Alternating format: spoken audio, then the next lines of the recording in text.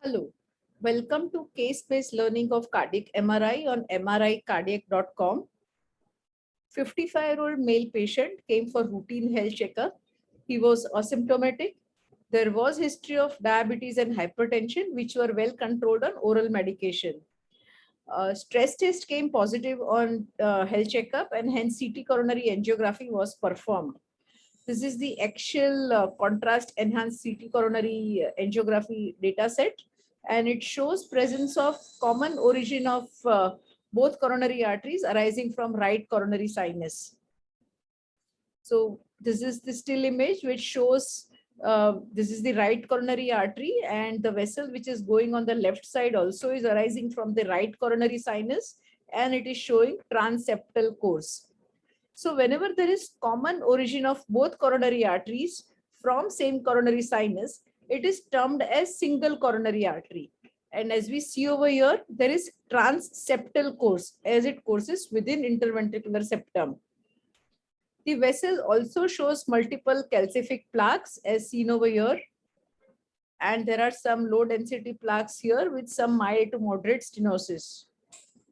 So what is the physiologic significance of this abnormality?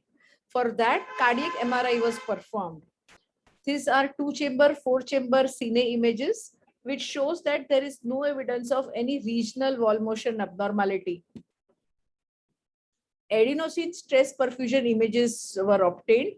So as we see over here, there is perfusion defect in the lateral wall of left ventricle, which is seen only on the stress images and not on the rest images. So the persistent perfusion defect on the stress images as seen on the still images, which is not seen on the rest images, as well as on the late gadolinium enhancement images. So this is suggestive of inducible ischemia. So this patient has anomalous coronary artery with concomitant ischemia. To look for single coronary artery, this is Lipton classification, which further divides whether it is arising from the left or right coronary sinus. These are rare congenital anomaly. Patients are usually asymptomatic, but rarely it can cause life-threatening complications. But however, whenever there is atherosclerotic disease in this group of patients, it has different clinical implication. The vessel which can arise from a single coronary sinus, it can either have a transseptal course or interarterial course. The interarterial course, that is between the aorta and main pulmonary artery, has more significant physiological changes because it is subjected to compression during heavy exercise and even can cause sudden death in young persons and athletes.